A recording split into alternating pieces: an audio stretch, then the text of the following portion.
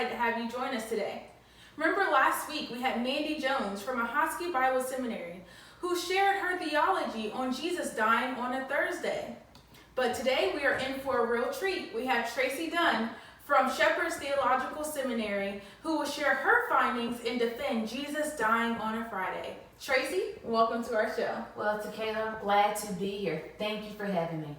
All right. Well, Tracy, like we said, we had Mandy Jones here last week who defended that Jesus died on a Thursday. In her defense, she used Matthew 12:40, which reads, "For just as Jonah was 3 days and 3 nights in the belly of the great fish, so will the Son of Man be 3 days and 3 nights in the heart of the earth."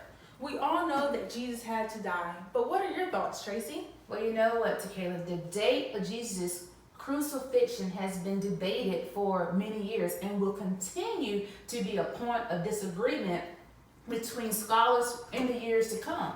So I completely understand that there are those that think a Thursday view assume that Friday would only add up to actually 3 days and 2 nights. But let me give you 3 points as to why Friday is biblical and extra biblically correct versus a Thursday or even some say a Wednesday death.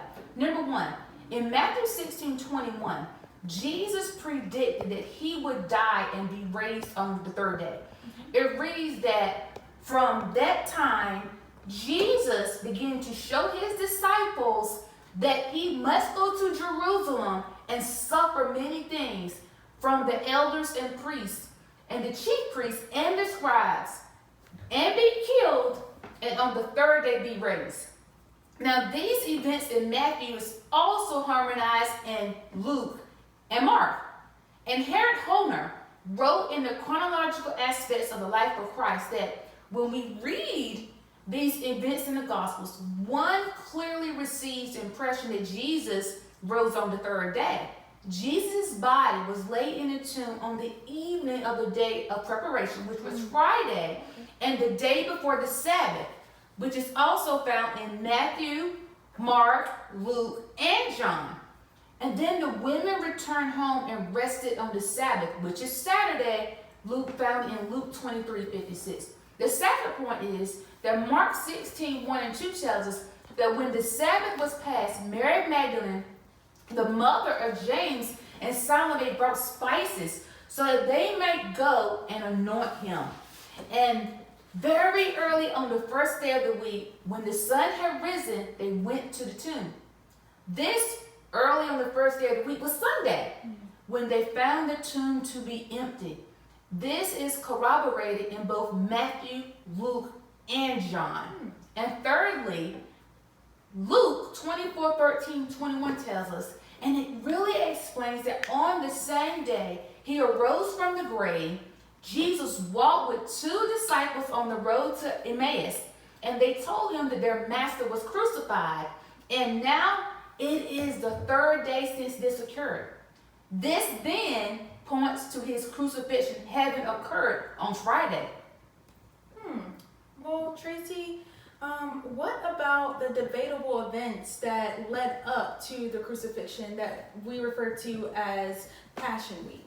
The Passion Week, there's also still much debate, even with the varied theologies on what transpired in the Passion Week to substantiate that Christ died on a Friday. My other scholars, as well as myself, can be based as finding that the truth about this is in the Jewish calendar. My professor for Life with Christ, Dr. Doug Bookman, shared with us the chronological order events during the Passion Week, and it succinctly placed all the little pieces of the puzzle in their rightful place. Well, Tracy, what is Dr. Bookman's theory, and do you agree with it? I am in total agreement with Dr. Bookman's findings, and this is how he laid it out. He said for the events of the Passion Week, it started back on the previous Friday. On that Friday, Jesus traveled from Jericho with the Passover pilgrims. On Saturday, Jesus and the 12 kept the Sabbath. He goes on to say that on Sunday, which is known to us as Palm Sunday, Jesus triumphantly entered into Jerusalem. Then Monday, this leaves Bethany. When he leaves Bethany, he goes and he cleanses the temple. On Tuesday, he actually takes possession of the temple. And then Wednesday, it can be known as the Silent Day. This is a day that actually Judas prepares to have Jesus arrested. Then there's Thursday. We know all about the Lord's Supper. And this is when it's initiated, and then Jesus is actually arrested. On Friday, in the wee hours of the morning, Jesus is tried over and over again and then crucified on Friday. Saturday, they place a guard in front of the tomb. And there we are. Now it's Sunday, which we call Easter, which has no biblical meaning at all. And then Resurrection Sunday, and this is when Jesus rose from the dead. Okay, Tracy, what you shared with us, one can grasp that based on the Gospels, Jesus did in fact was crucified on a Friday and then rose on Sunday. Mm-hmm. You know what? I just truly believe that this theology or rule of thought is what is most acceptable by scholars and theologians today, as well as the early church fathers.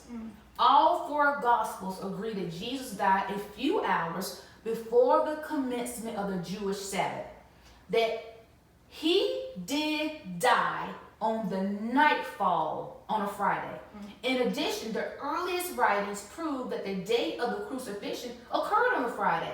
With all this evidence, the only viable conclusion is that Jesus was crucified on Friday, what we have now labeled as Good Friday, and rose on Sunday, Resurrection Sunday.